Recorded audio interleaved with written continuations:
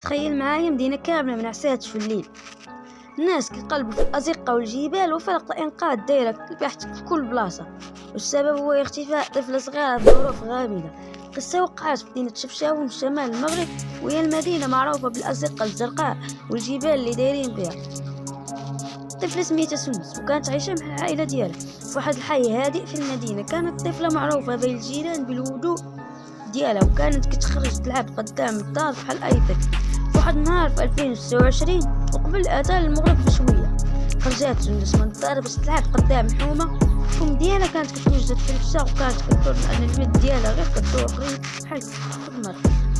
دازت ربع ساعة ثم نص ساعة، ولكن سندس ما رجعاتش. الأم ديالها خرجت توقف قدام الدار ولكن ما لقاتهاش. في البداية ظنات يمكن غير مشات تلعب مع شي صاحبتها ديالها، ولكن من بعد ما بقات مطمئنة بدات كتسول الجيران واش شفتو سندس، ولكن الجواب كان ولا. هنا بدات العائلة تقلق بزاف. الأب ديالها خرج يجري في الحومة كيقلب عليها وسول الأطفال اللي كانوا كيلعبوا، ولكن حتى واحد ما شافها من بعد ما خرجت. مع مرور الوقت القضية ولات أخطر وقررت العائلة تبلغ السلطات.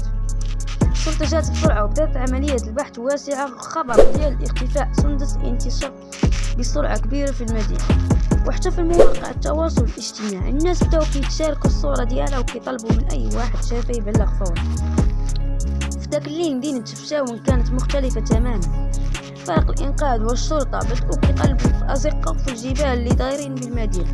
الناس في الحومة خرجوا حتى هما كيتعاونوا في البحث، ولكن واحد شايل مصباح وكيقلب في كل زاوية. حتى المروحيات كانت كدور في السماء باش تعاون في البحث. ساعات كانت كتمشي ولكن حتى اثر ديال سندس ما بانش.